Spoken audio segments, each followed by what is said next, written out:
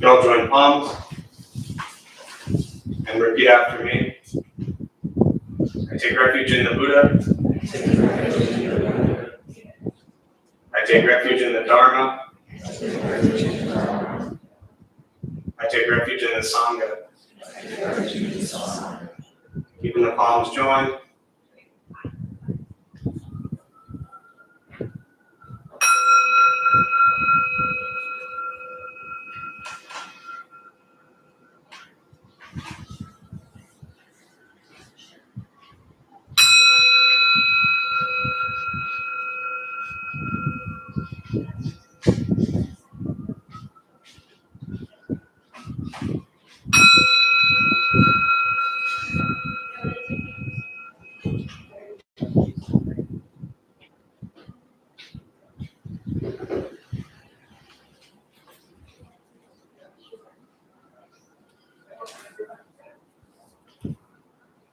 Put the palms down.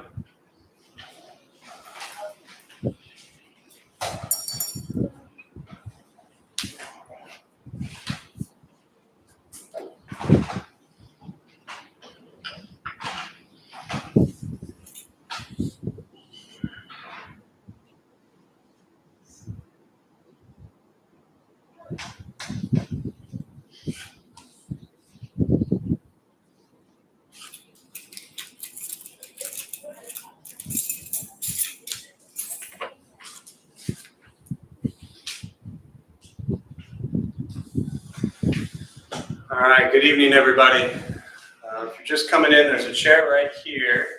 Keep walking forward. Chair, there you go. Right, and then we're doing just two to a pew. Perfect. Sorry to embarrass anyone. I'm not worried about you. So I had this funny thought. It pops into my head once every year or two as I'm doing my offering. Some of you may have heard the story before, but years ago, probably maybe 2012, not that it matters, but it's about 9 years ago. And we had just rebuilt the back of the Buddha for You meditation hall when we were in the college area. And we tend to get spaces over the years and then outgrow them and end up in new spaces. So we had just built a new shrine, and we had tore out the back of the room. It was like this old restaurant that we converted into this really rad, beautiful shrine room and all that stuff, but it's not the point. And so the setup was different. And I go the first time to do class in that new space, and I'm making my offering, and I go down to do my bow. I was doing a full bow. And as I come up, I just smack my head on the shrine table. And it was this really, you can laugh, it's funny. It was this really funny moment because, there's a bunch of you who are probably here for the first time, right? How many of you are here for the first time? Enough of you, right? And so there's this idea that, you're there, I'm here. So immediately you have this illusion or story in your head that there's a slight chance I might know something about what I'm talking about, right? And there are these people here and I'm sitting up in this space. And so they're supposed to have, learned something from this person. And then all of a sudden they're doing their bows and they just smack their head on the shrine table. And it was a really cool moment for me because, most of my life, if that had ever happened, or all of my life, if that had ever happened, I would have been so embarrassed and humiliated, and just my ego would have just been crushed. It would have been really hard for me then to continue and just do what I do up here, which is just make up stuff for an hour, but for some reason in that moment, I just started laughing, and it was a great kind of teaching lesson for me to show you that, this stuff, this practice, looking at meditation, Buddhist teachings, these things do actually work. And when I say they work, what I mean, especially those who are new, is that it doesn't mean that like your meditation tonight is going to work or not work, right? It doesn't mean that like you're going to be here and in the next 45 minutes to an hour have some huge grand realizations and have a life-changing experience. That is not going to happen tonight, I promise you. But as you begin to look at what the Buddha taught and bring meditation into your life, you start to see changes in the way you respond to situations over time. And I've got many stories like that I can look back and laugh on, or just observe that these things, they impact your life. And it's not always immediate. It's not always quick. When I started learning Buddhism or meditation, all that stuff, like nobody sat me down and said, okay, you should learn this Buddhist sutra because someday in the future, you're going to smack your head on the shrine table and all of a sudden you're going to learn to be okay with it. It was something that was completely unexpected. And I began to realize, wow, this is changing things in my life. But it's only changing things in your life if you put into practice what you learn. So, for those of you who may be brand new and you haven't learned anything yet, other than some silly story, I hope to share something that will be a benefit to you over the rest of the night. For those of you who've been at this for a while, continue to stay at this practice. Continue to be diligent with it. Continue to explore, like, okay, what am I learning? But then, as I always say, it's one thing to learn it here or wherever you go for meditation or Buddhist practice. But as soon as you walk out these doors, that's where the real practice begins. Right? You come to places like this and people say nice things and they join their palms and they smile, which we can't see anyways under the masks, and we throw out these beautiful, kind greetings. But you know what these people in the room are? They're also the same people who cut you off in traffic, right? They're also the same people who you got frustrated with on, a customer service call. They're also the same people that made your latte the wrong way at Starbucks and you didn't get enough pumps or whatever you wanted. Those people are sitting right here. So the practice is to begin to recognize that can we, outside walls like these or any spiritual place you go to, can you integrate that into your life? And that's a lifelong practice. And that's why we always refer to Buddhist teachings as a practice. It's not something you gain this incredible knowledge of and then are done, right? Up to this point in your life, have people done things that drive you crazy and annoy you all day long? Do you think that is ever going to stop? No, never. I kept thinking like someday when I get old enough, everything's going to work out exactly how I want it to. Oh my God. Never. So it's a lot easier to just stop expecting life to work anyway at all and just embrace things as they arise, such as smacking your head on the shrine table when you bow in front of like 60 people. So learn to laugh at yourself too. It's really important. All right, so with that, we're going to sit. We'll do a meditation practice. A couple things I'll tell you before we begin. For those who might be new or sitting here for the first time, nothing's going to happen to you. Bless you. You're not going to float away. You won't have any mystical, magical experiences. The mind that races all day long is not going to shut off. Don't judge your practice, meaning don't ask yourself, is this working or not working? Am I doing it right? Am I doing it wrong? You're just going to sit and you're going to breathe. You'll hear sounds inside, sounds outside. This is life. Life is filled with chaos. And this practice is learning to get quiet and still within all of the chaos. All right? Posture. If you're on the cushions, often it helps sliding to the front third, pushing the stomach forward, allows the back to straighten. Shoulders are relaxed. Hands are on the knees or in the lap, whatever's comfortable. If you're on a chair or a bench, however you're seated, also just trying to sit up straight. Again, shoulders relaxed. I will guide us as we begin. We'll settle into a little bit of silence.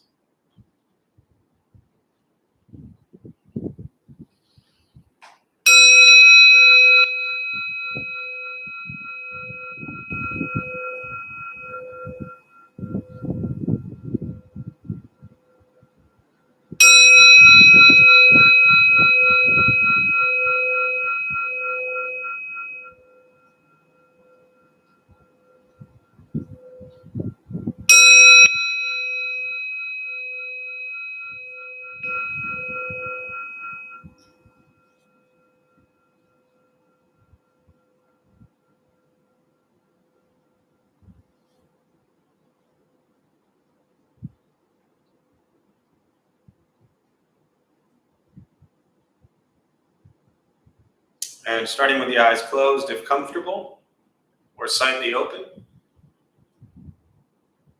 Mouth open or closed. We'll start with taking 3 deep breaths, slowly.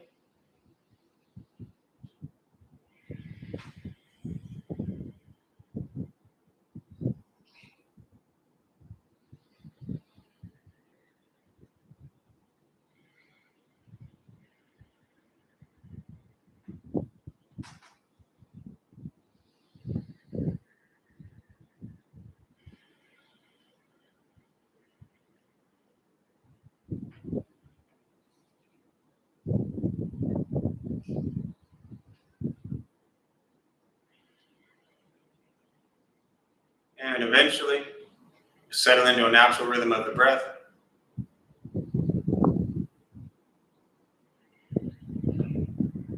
Noticing the mind as it wanders, jumping from thought to thought.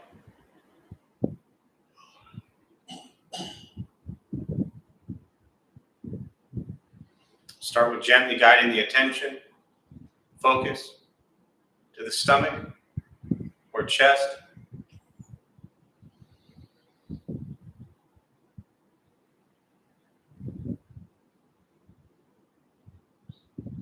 Breathing in, feel them rise. Breathing out, they fall.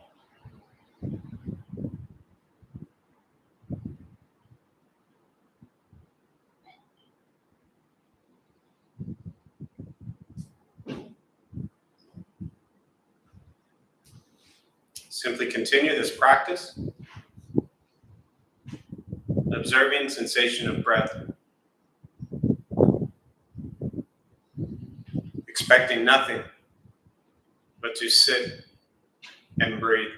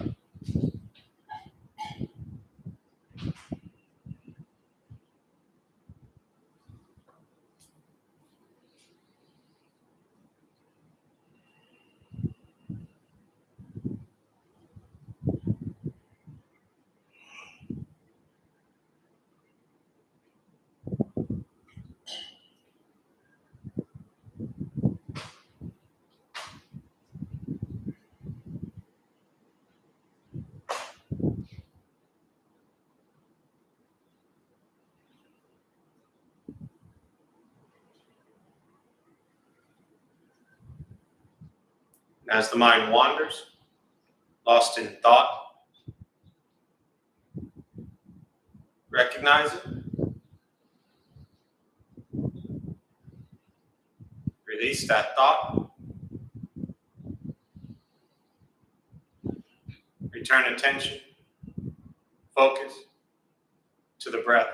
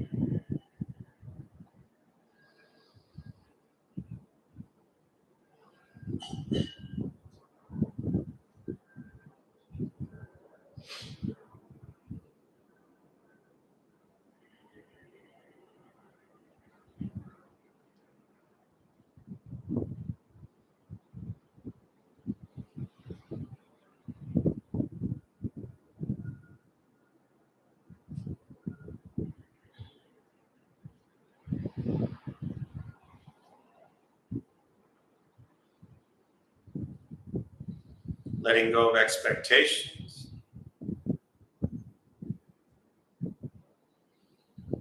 Letting go of judgment from the practice.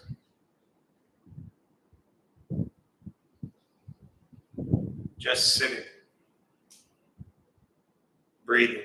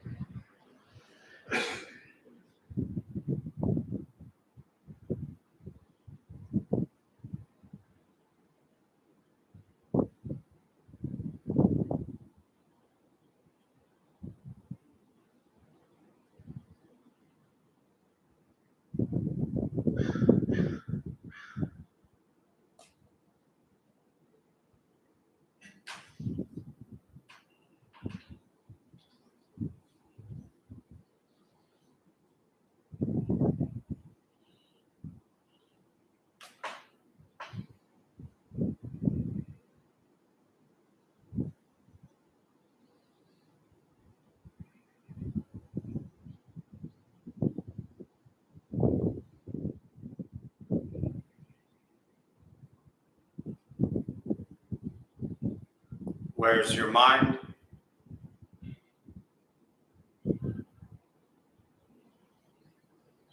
Return to breath.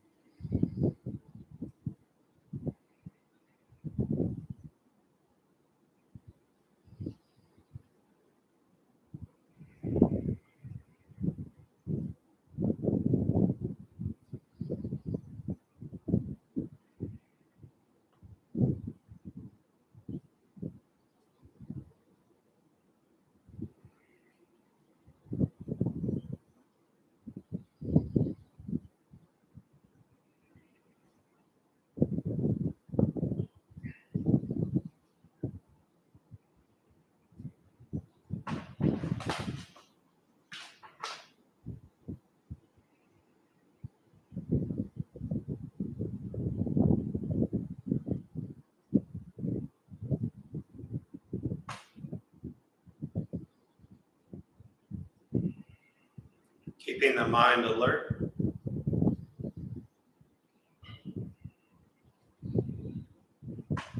Aware of each sound.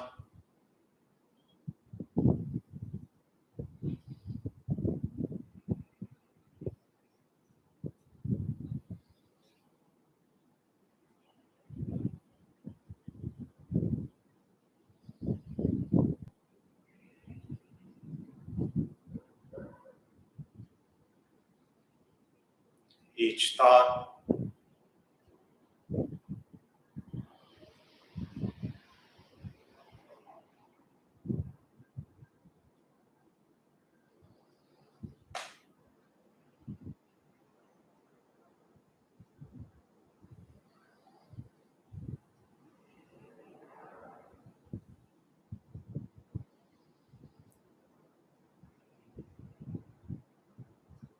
Each physical sensation.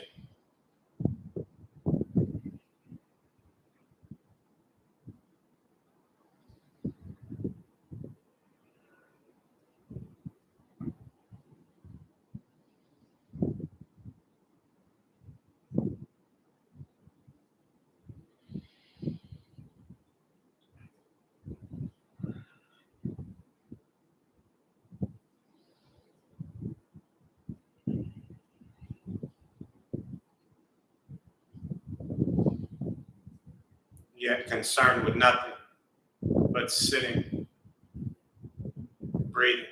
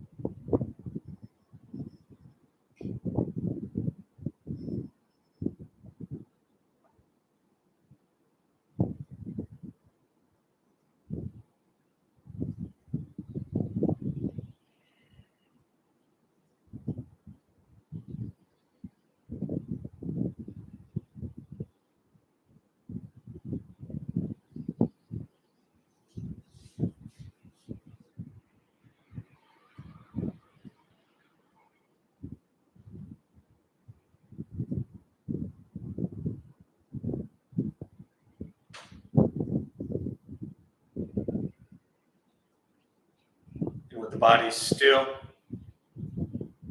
rested, and the speech quiet, aware of all sounds,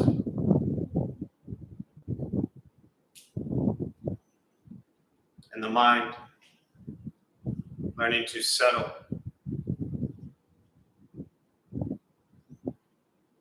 know what it's like to just sit and breathe.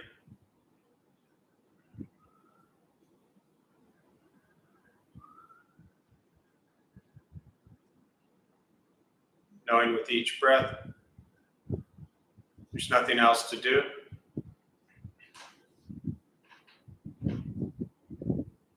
Nowhere else to go. And no one else to be. Everything beautiful, exactly as it is. Sitting, breathing.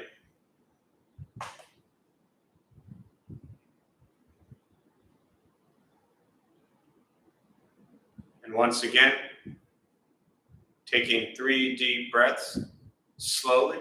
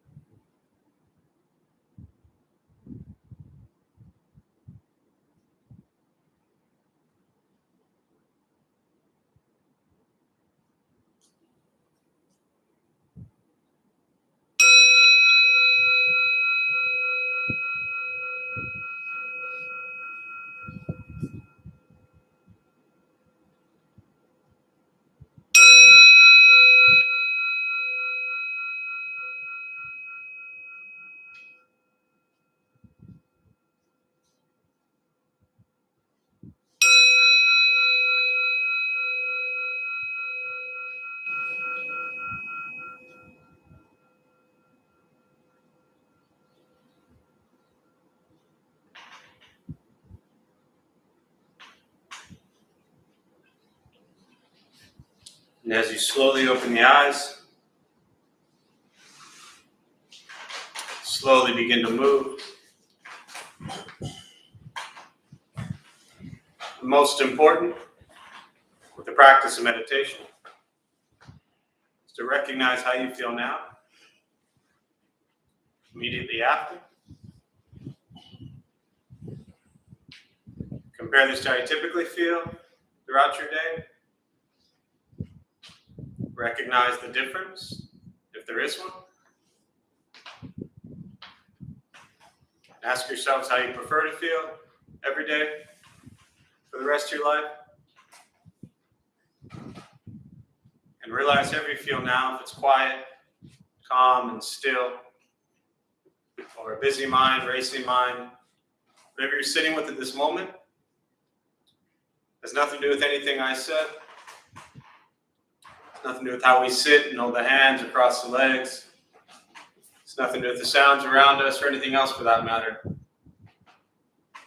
It's everything to do with your own mind and your own mind's reaction to an external condition. This is what the Buddha called pratitya samutpata, means dependent origination. This is the basis of the Buddha's awakening. The word Buddha simply means awaken. He was a human being no different than any one of us who began to understand why he suffered, why he got angry, sad, depressed, stressed, anxious. He began to understand the causal relationship of all phenomena. And what that means, very simply, for all of us in this room, regardless of where you come from or what you believe in and where you think you're going, your whole life is filled with things that happen. You react. More stuff happens. More reactions. That's it. That's what we get. This practice is learning what it's like to respond to something quietly, peacefully, still. Because for most of us, the way you responded to the last 20 minutes is quite different from how you respond to everything else that's happening throughout your day. And so all we're working on is closing the gap to where the way you feel now is closer to how you feel always. Just as driven, motivated, productive, successful, whatever that means to you in your respective lives. But with a mind that's steady, clear, focused, distracted by nothing, disturbed by no one. It's not an easy practice. It's not necessarily fun. Meditation is not an escape, as often people think it is. We have enough escapes in our lives. I won't make us sit here all night and list all the things we use to escape from the present moment. This is a direct perception into the present moment. And very often that present moment is difficult. It's uncomfortable. It's uneasy. It creates discomfort, dissatisfaction. This is what the Buddha called dukkha. It's what we all have throughout our day. Some days more of it than others. It's learning to be with the dukkha as it arises. Discomfort, angst, dissatisfaction, the suffering, large and small. Meditation is free. Buddhist practice is free. It's sitting, breathing, learning to become aware of what you think, what you say, and what you do every moment. That's the practice.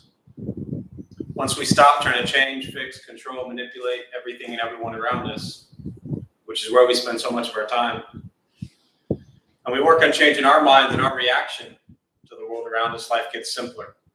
And ultimately, not much changed. How do y'all feel right about now? Just throw some words out there. Relaxed, peaceful. I saw a thumbs up back in the cheap seats. We call them the bleacher seats, you know. Peaceful, relaxed. What else? Calm and free. Free? Who said free? Who made you feel free? Who you stuck with all day long, like it or not? Yourself. What does that teach you? That I can find freedom wherever I'm at. Exactly. You can find freedom wherever you are.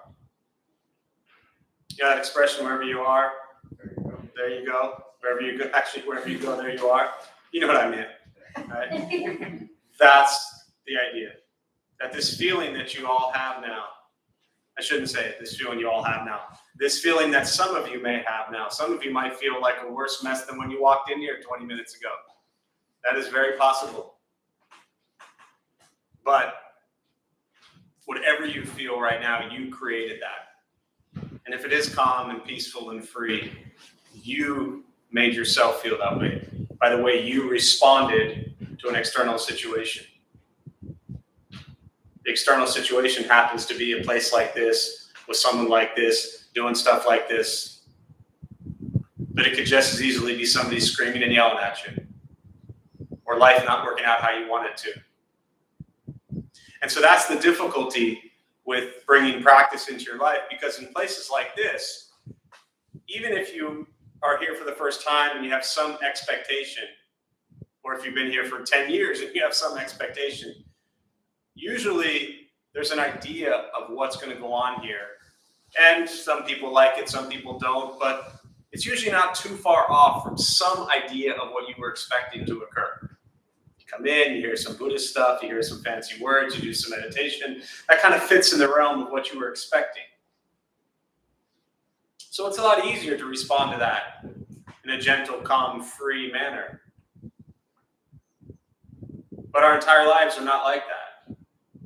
As I alluded to earlier, the world doesn't do what we want it to.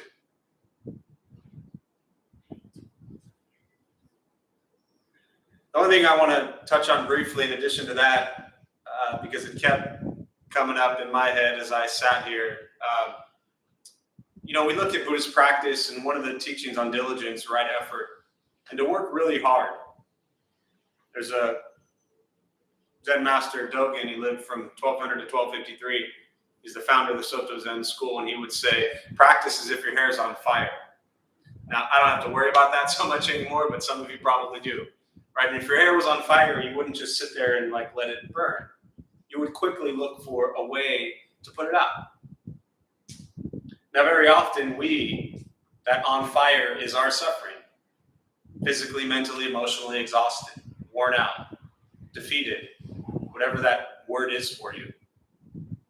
So the diligence is to continue to practice. But I bring it up with a little bit of a different kind of intention right now, and that is, throughout Buddhist teachings, you'll hear a lot about, working through your pride and your ego, and it's not all about you and yourself and all that kind of stuff. And that's true. The practice is to go beyond the pride, beyond the ego, beyond this idea that you think you're the most important person in the world. I'm sure nobody here thinks that way, but just in case someone here thinks they're more important than others, right? Once in a while, maybe next month you might have that moment, right? To remember that we're not more important than others, but we're also not less important. But the real reason I bring this up is as you're being diligent and working on this stuff and making changes in your life, don't be afraid to stop once in a while and be proud of how far you have come. Because if you don't stop once in a while and reflect on the journey you have all taken, I know a lot of you in this room and a lot of you have been through hell and back to get to this point, just to be sitting here right now. So don't be afraid to stop once in a while and say, wow, I've worked really hard to get to this point, whatever that point is. Okay? Because believe me, there's a lot worse things we could all be doing right now than sitting here on a Tuesday night. And you're not doing any of those things right now. So be proud of that. And for those of you here for the first time, be proud of the fact that, unless somebody dragged you, which is always possible, they promised you, food afterwards. But be proud of the fact that you reached a point in your life where you said, you know what? I got to try something different.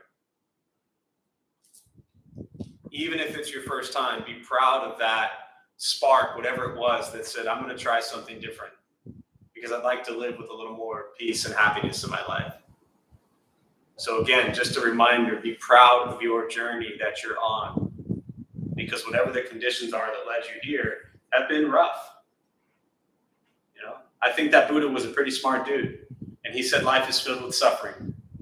So since you're all sitting here right now, and to my knowledge, everyone's still breathing, you suffered quite a bit. So with that, I'll pause and just open up to questions. Anything that's on your mind with regard, that was quick. I haven't even finished my spiel. Your hand's already up. Oh, you've been holding this since last week, haven't you? 2 weeks. 2 weeks. Oh my God. Rephrase my question. All right, go for it. Say, you're choice between two different lifestyles. You only pick one of them. One is a lifestyle of happiness. The other one is a lifestyle of contentment. Okay. Which of the two lifestyles would you pick to live one life that can't change, can't go back, and why? Wow, you've had 2 weeks to really rephrase. So let me just clarify that, Maxwell asked me that question, obviously not 2 weeks ago. I didn't realize it had been 2 weeks, after class. And it's a great question. Definitely was not worded as eloquently as it was right there. And I said, ask me that in class. So you've crafted quite a question, which is probably crafted in a question better than I could respond to. But to rephrase it for those who maybe didn't hear, I think you're asking me a life of happiness, a life of contentment. Which one would I choose? Is that what you're asking me? Yes. Yes. Okay. So here's what I learned from Buddhist teachings. Unlike you, I have not been thinking about this question for 2 weeks. Right? No offense, of course, but I forgot that you were going to ask this question. Here's what I learned from Buddhist teachings. I wouldn't choose either. I wouldn't choose to live a life of happiness. And I wouldn't choose to live a life of contentment. Because those are very concrete, defined boxes that come with endless, crazy stories within it. We have to define what is contentment, what is happiness, what leads to all of those things. So if I choose happiness, then I have to look at what is in my little box of happiness over here. And what do I have to do to make sure I'm happy my whole life? And if I choose the box of contentment, then I have to say, well, what does contentment mean? And what do I have to do to make sure I'm content my whole life? Right? My first master, she always said, Jeff, when you ask questions, don't look for answers. Rephrase or rethink about the question, which obviously you've already done, right? And what I mean by that is, for me, this practice isn't about choosing an end goal. Because that's really what I hear in the question is, the end goal is contentment or the end goal is happiness. And this practice isn't about the end goal. The end is, we're all going to die someday. And that's actually not even the end, but let's just keep it at that to not complicate this too much. So since we know that's going to come at some point in time, instead of trying to define which path you're going on, look at the intention of your actions every day. And by actions, I mean body, speech, mind. What do you think? What do you say? And what do you do every day? And can you cultivate a practice where you work on non-attachment, overcoming this sense of self, right? Because if you cultivate that non-attachment to the sense of self, then these ideas, because that's all happiness and contentment are anyways, they're just ideas. They're just words. If you can cultivate non-attachment to the sense of self, all of that falls away. So what I suggest for anyone really who's not familiar with the Heart Sutra, read the Heart Sutra. You can Google it online, very brief, take you probably 60 seconds to read it, and like endless lifetimes to try to understand what the heck it is. And the reason I bring it up is, for example, the Buddha's teachings, first thing he said is life is suffering. He went on to teach the Four Noble Truths. Life is suffering. There's a cause of suffering. That's our greed, anger, and ignorance. There's an ending of suffering. That's nirvana, liberation, freedom from suffering. And then the fourth noble truth is the path, the Eightfold Path, right? Views, thought, speech, action, livelihood, effort, mindfulness, concentration, all this stuff on Google for free. So that's what the heart of the Buddhist teachings is. Four Noble Truths and Eightfold Path. The Heart Sutra says there is no suffering. There's no cause of suffering. There's no cessation of suffering. And there is no path. With nothing to attain, bodhisattvas relying on prajnaparamita, which is perfection of wisdom, attain supreme ultimate enlightenment.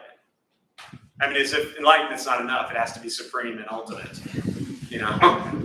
So you can't just shoot for enlightenment, you have to shoot for supreme ultimate enlightenment, because enlightenment's like, that's no fun anymore, right? So that is the best way of completely not answering your question and giving you more to ponder. That's a good answer. Thank you. Other questions? Yeah. I have a question about the origins of the ascetic Buddha up there. Yes. So this statue behind me, it's called the emaciated Buddha. Often people call him the skinny Buddha. Often people who have no idea it's the Buddha will say who's the person who looks like he needs to eat, right? This is called the emaciated Buddha. The best way to summarize this story, because it really explains 6 years of the Buddha's life. So for those who don't know, briefly, 500 years before Christ, the Buddha was born 2,500 years ago. He was a prince. All the wealth, all the riches, all the women, everything you could imagine, living that life. And at 29 years old, being very sheltered, he snuck out in the middle of the night. His father wanted him to be a great king. His mother wanted to protect him and have him be this enlightened being, right? But the father they knew he had such a gentle heart that if he saw certain things, he wouldn't want to stay in this palace. So he sneaks out, sees 4 things. He sees old age, sickness, death, and he sees an ascetic, a very simple nun or monk, living their life. So he says to his buddy, I'm paraphrasing, he says, I'm out of here. I can't live this life anymore. He roamed the base of the Himalayan mountains for 6 years, from 29 to 35. During that time, he practiced what was common in India, these very kind of intense, rigorous yogic practices. And they would, hold themselves from a tree, stand on one leg for days or weeks at a time. And it said that they ate 1 grain of rice a day. They thought at that time that if they overcame attachment to the physical form, to the body, that's what would help them awaken. So they starved themselves. And it said that you could take your 2 fingers front to back and they would touch. That's how skinny the Buddha was. So this is him as Siddhartha Gautama. I'll get to that in a minute. But this is pre the Buddha dude, right?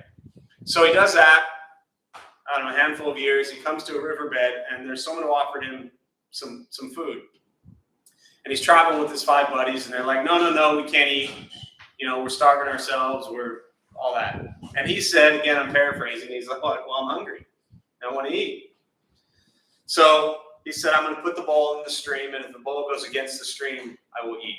So he sets the bowl in the stream, goes against the stream. He takes the food, he starts to eat.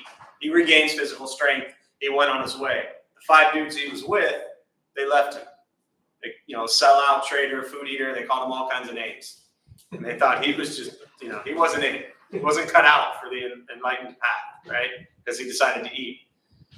So he goes on his way, practices, and then he gets in a longer story. He leaves his 2 teachers, eventually sits down under a Bodhi tree for 21 days, says, I'm not moving until I figure out why we suffer. And he figured out that the cause of our suffering is nothing but you. I mean, you're not the cause of my suffering. I'm the cause of my suffering. You're the cause of your suffering, right? So there's an image there on the back wall above the exit sign. It's the Buddha, where those 5 guys saw him sitting under the tree. And they said, there's Siddhartha Gautama. It looks like he's different. Something about him is a little bit different. Let's go sit with him. So they sat down with him, and he shared with them what he realized and taught the Four Noble Truths. So that's called the first turning of the Dharma wheel. It's the first time the Buddha taught to those 5 disciples, the same guys that left him, right? They said, we will call you the Buddha. You are the awakened one. As I said earlier, the Buddha is just a word. It means awakened. So he goes on his way. He teaches to those 5 disciples, right? He spends the next 45 years roaming around India teaching, and he died at 80. Buddhism spread south, Thailand, Laos, Vietnam, Cambodia for 100, 200 years after he died, and then it goes north 500, 600 years later, China, Japan, Korea. 1,000 years after he died, it goes into Tibet. 100, 150 years ago, it starts making its way into the West, US, Europe, Canada, etc. And somehow, believe it or not, it ended up here in San Diego at the Dharma Bum Temple, which is crazy in its own right. But the question is, what's with the statue? So when we started the Dharma Bum Temple almost 15 years ago, into 2006, we were physically, mentally, emotionally, spiritually near death, fools, idiots, thinking we knew what we were doing. And we wanted to start a Buddhist temple or a place for Buddhist, stuff to happen. And so we picked that statue from, at that time, Buddha for You, before we became Buddha for You. And we picked it because it represented us. We were that guy. As I just said, physically, mentally, emotionally, spiritually near death. And if he, near death, could figure it out and awaken, it was motivating to us. Most temples you go to, you see beautiful, radiant Buddhist statues. And they make your heart warm, and they make you smile. This one freaks you out. I mean, it's made children cry. I've seen it, right? Or other people who don't know the story, like, that's not attractive looking. Correct. We are not attractive looking. And I don't mean on the outside. I mean on the inside. In Tibetan Buddhism, they use what's called wrathful deities a lot. And they'll show like an enlightened being, a bodhisattva, but in like this wrathful form. Looks very fierce and mean and angry. And the teaching behind that is, that's what we often are on the inside. But maybe we spend so much time trying to get the appearance to be okay, but the inside's just destroyed. So we picked that statue because we felt like we sit with the emaciated Buddha with this intention to awaken and work through our own ignorance. And so that became the Dharma Bum Temple's main Buddha. And then 4 years ago, we were downtown 10 years. 4 years ago, we come to this space. And about a year and a half after that, we had a couple that approached us and wanted to help us complete, for us, a more kind of formal traditional shrine. And so as our main image behind the emaciated Buddha, we chose Kuan Yin. Kuan Yin, her name means hearer of the world's cries. The Dalai Lama, they say, is the literal rebirth of Kuan Yin. She is the embodiment of compassion. And so when we thought about what do we want in this temple, we felt that what we needed in this temple, in this city, in this world, more than anything, is compassion. Compassion towards ourselves, and then you roll out from there. And the very first meditation I led when we had the new statues and the Kuan Yin, it was really cool because I had this image of like Kuan Yin, the vase. It's called the vase of compassion that she holds, and she pours out compassion. And I was sitting here, this was a couple years ago, this like overwhelming image and feeling of like Kuan Yin pouring compassion down on this like near dead, emaciated Buddha. And then that just trickled down. It was really cool. So, did that answer your question? Yeah, thank you. You're welcome. Thanks for following up. You only waited 1 week. You waited 2. Other questions? Oh, one more thing on that. I got on a tangent, which I often do. What it really represents, ultimately, is the middle path. And so, in addition to everything I just said, it's a reminder that this guy who in the same lifetime, this human who awakened, he was doing it really wrong for a long time. And he had to find a balance. And that in Buddhism is called the middle path. And so for us, our balance is different, right? Each one of us has a different center, a different off balance. So the important part is to understand, where are you off balance? Where is your life a little bit just not okay? You know, if you have 50 pairs of shoes, maybe you could get by with 20. If you have 30 shirts, maybe you could get by with 15. You know, if you spend $30 on a meal, maybe you could spend 15. And everything that you didn't just spend or have or use could go to people that need it.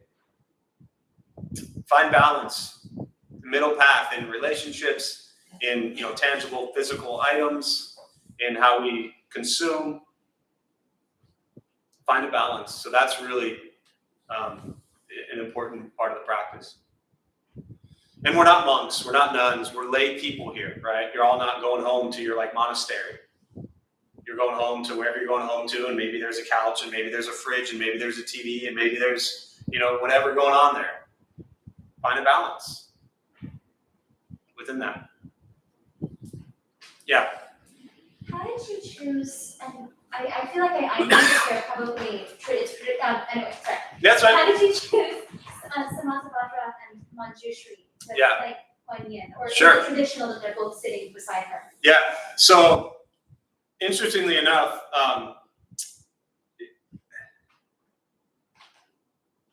I would say different to the last part of your question first is it traditional? You know, so many different cultures, and you've heard me say this before, you know, if it's a Japanese culture, a Thai culture, you know, so for example, Samantabhadra and Manjushri, those bodhisattvas that are here and here, don't even exist in, like, say, Thai Buddhism, right? Thailand, Southeast Theravada Buddhism.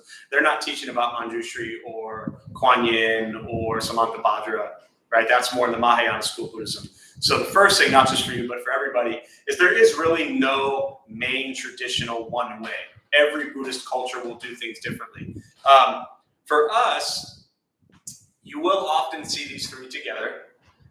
You will most commonly see, that's not even right for me to say most common, but you will often see actually the Buddha in the middle, and then you'll see on the sides Manjushri and Kuan Yin, because the very common teaching is that the two wings of Buddhism are wisdom and compassion.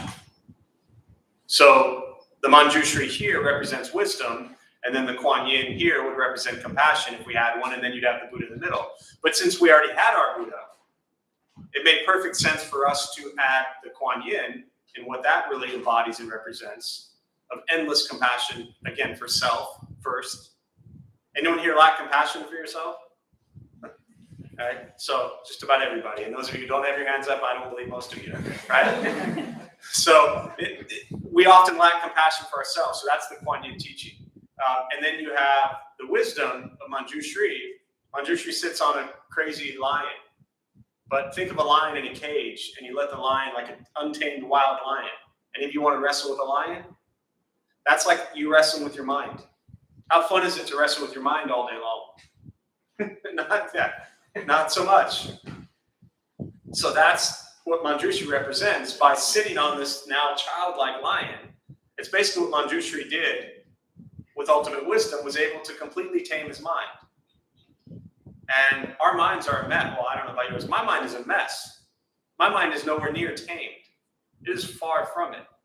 But it's the practice of taming the mind, just like Manjushri could tame a crazy lion, right? So since we had the Buddha, we did the Kuan Yin, we added the Manjushri, and then Samantabhadra, which is another very common bodhisattva in Buddhism that represents the diligence and the great effort, really to work hard.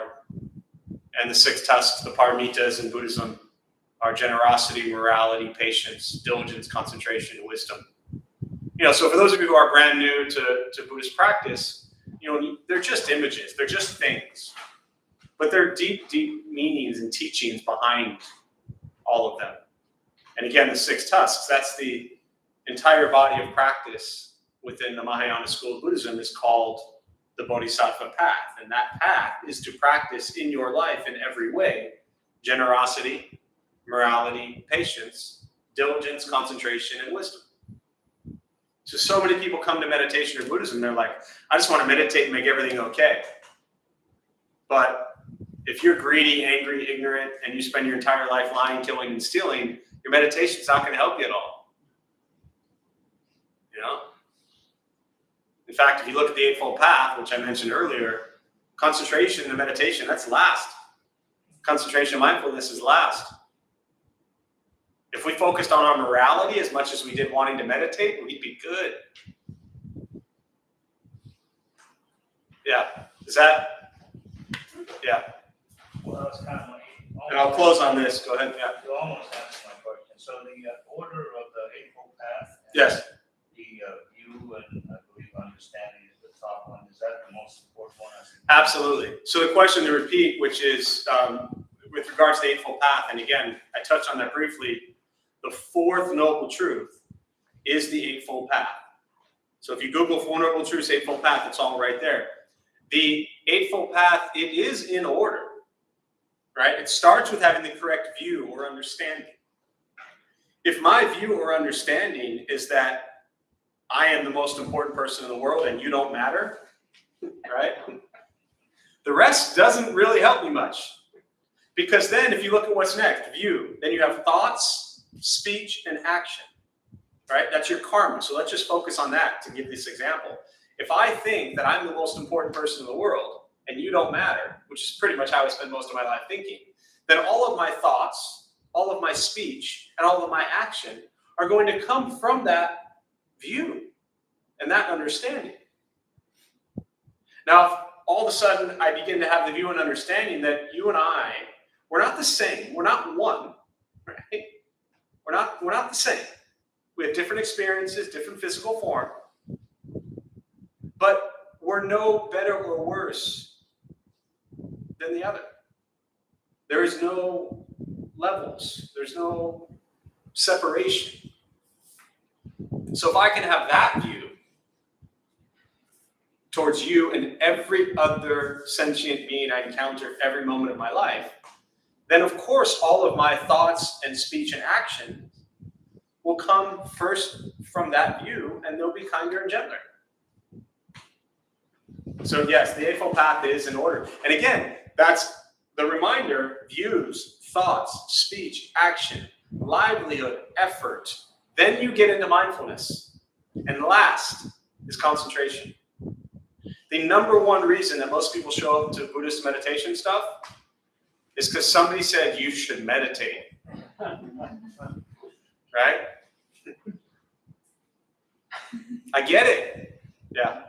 Here's another question. So when the Buddha talks about self-compassion, does he talk at all about like healing like repressed emotion or like if you have like emotions from your past? Sure. 8 o'clock, you get that question, you know? No, it's such a good question. The question to repeat was when, for those who didn't hear it, when you're dealing with our millions of YouTube followers, when you're dealing with self-compassion in Buddhist teachings, you know, is the Buddha teaching about dealing with repressed emotions or past emotions? That question? Right. So my understanding, to answer that question very directly, which I never do, is it's not about dealing with repressed emotions. It's not about dealing with past emotions. Ultimately, I'm going to give you this answer from an ultimate attempt, not from this tangible. Let me put it this way for everybody.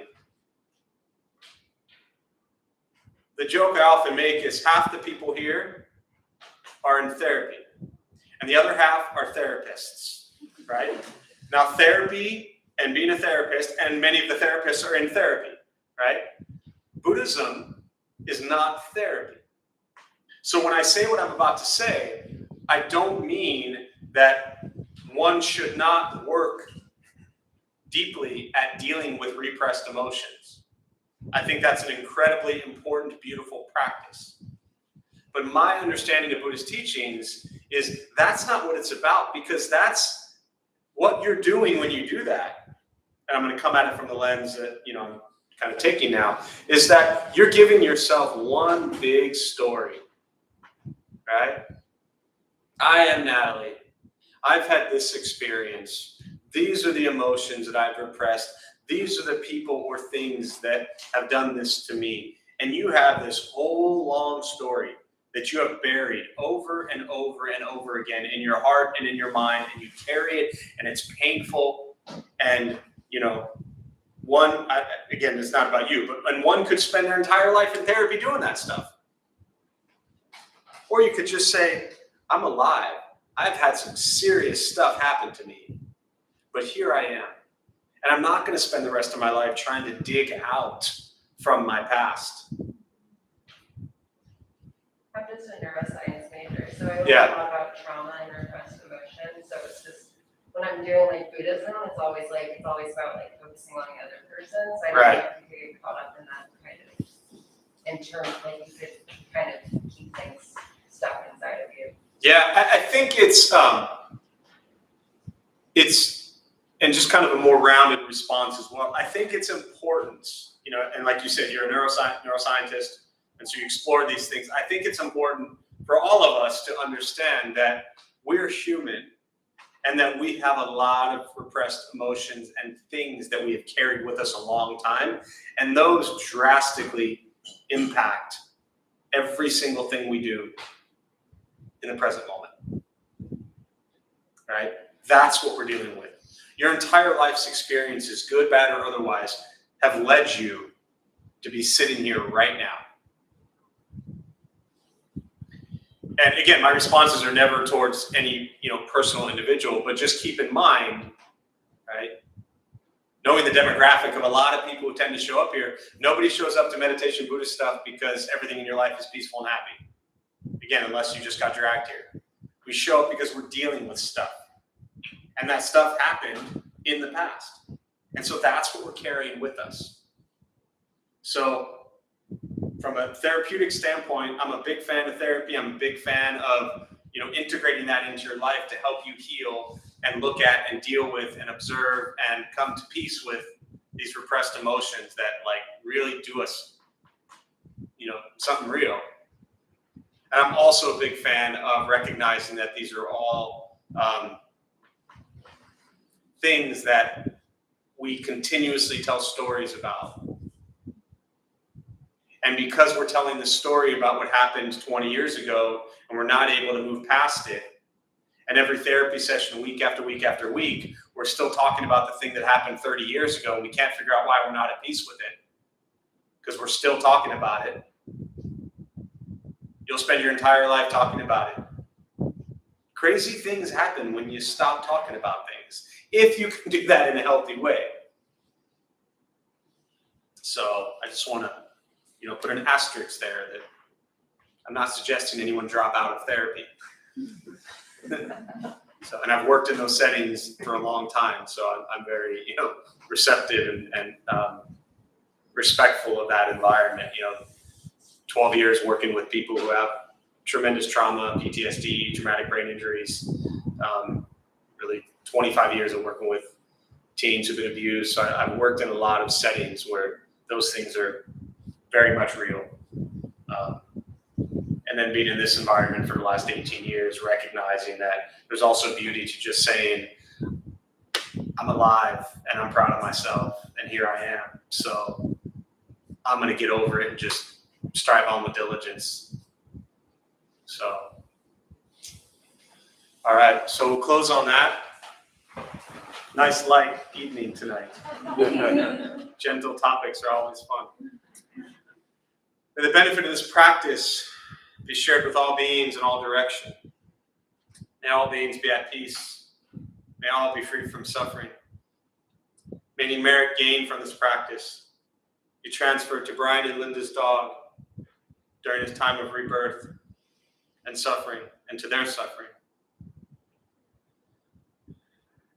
And to the 4 million plus people who have died from the pandemic during the last 16 months, and their family and friends who are drastically impacted.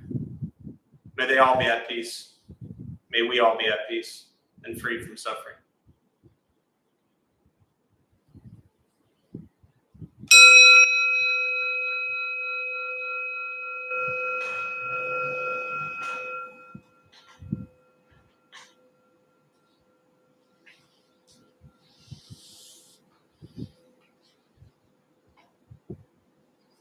So a few quick announcements before you all head out. Thanks for being here. My name is Jeff. I'm a Dharma bum. We opened up this temple nearly 15 years ago to introduce Buddhist practice to those who show up. Those of us who lead, we're not monks, we're not nuns, we're not gurus, we're not masters, we're not teachers. We're not looking for students, we're just practitioners. We're unenlightened, ignorant folks like everybody else. No offense to the enlightened ones here. We do our best to take our understanding of Buddhist teachings and put it into terms that hopefully make sense to those who show up. Each night we have different classes going on, different people leading from a different Buddhist tradition. We're not one specific lineage of Buddhist practice. We share the various Buddhist traditions. Schedule, obviously, due to the pandemic, is quite different. We were closed for 16 months. We just opened up about 3.5 weeks ago. So we're incredibly grateful to even be alive, to still be able to open these doors. Thank everyone who's kept us here. And so now our schedule, Tuesday night, I lead here. Wednesday, Alex does a metta loving kindness practice, which is really beautiful. And Thursday, Travis does the Dharma Bum basics and meditation, also a really beautiful practice. And then I do this class Saturday morning as well. Our recovery sangha, which has been really strong for the last 10 plus years. So anyone battling addiction, drugs, alcohol, anything really. We're meeting in person Sunday morning here, as well as Tuesday night. So there's a group downstairs right now meeting as well. Everything else is online. So just look at the website. We have a beautiful Tonglen practice, a Tibetan Buddhist practice Sunday nights. Ken will restart the Zen practice on Monday nights pretty soon. Again, those will be virtual. In person, we're also doing Monday through Friday, 8 and 8:30 a.m. So you can do 25 minutes of silent meditation. It's not a class, no teaching, but you can just show up here anytime between 8 and 9 and sit. If somebody hits the bell, hopefully properly. We have another beautiful program that started during the pandemic. It's the Homeless Hats Project, Knit and Sit. So we've been meeting on Zoom every Sunday. It's been at 3 o'clock. People have donated yarn, which has been really awesome. And a group of people have been coming together and knitting hats, beanies. And so we will start, they've knitted about 150 beanies just in the last, I think, 4 to 6 months since that started. So they'll be gathering at Temple for the first time this Sunday. It's a small group that'll meet here like 5, and then the rest will be on Zoom. But all that's on the website. Food distribution program is still on hold. We're just not comfortable doing that yet. This is a day-to-day thing. We've stayed cautious. We appreciate you RSVPing. We appreciate you wearing the masks. The RSVP system is a nightmare to manage, but it's worked. It's allowed us to keep this at a comfortable level. We're okay with 40 people in here. We're not okay with 80 people in here.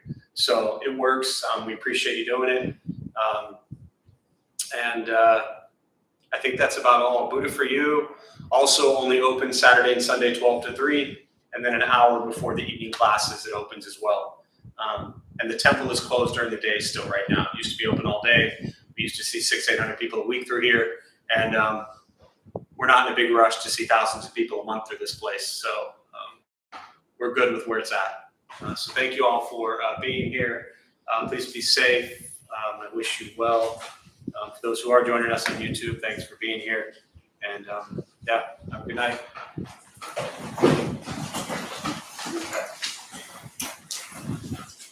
Thanks, George. Thank you. Have a good one. You too. Thank you, Jeff. Oh, baby lizard, be careful. Step on her. You see him? Or her? Oh, so dangerous. Lizard? Baby lizard. Want me to step on it? No. Come on, buddy. Miss Paul, what's going on? I caught this one once before. We're just afraid that it's gonna get stepped on. So quick. Yeah. And like super squishy. Slide that.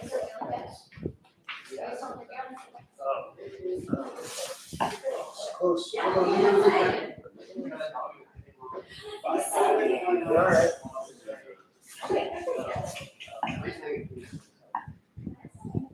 All right, or everybody just leave. I just don't want to get stepped on. That's the main thing. Might go into shock. Usually a glass with the flat paper. Oh yeah, that could work. I'm afraid of squashing the tail. We're gonna leave the lizard alone, and I'm gonna work on the humans. They're easier to put in a little bowl and slide out of here.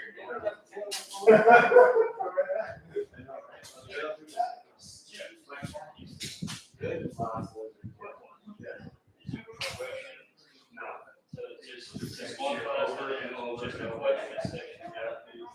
There's no immediate comments. Thank you. Good to see you. I've known the intro for all years. All right. Thanks.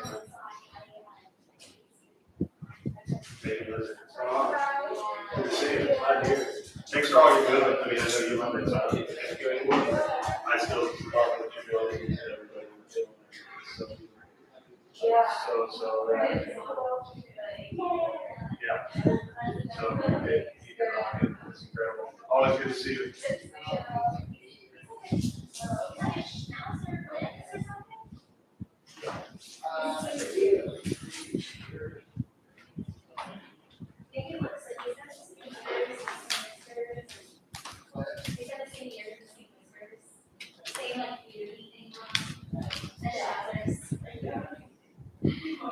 The baby lizard is safe, don't worry, in case you wanted to know.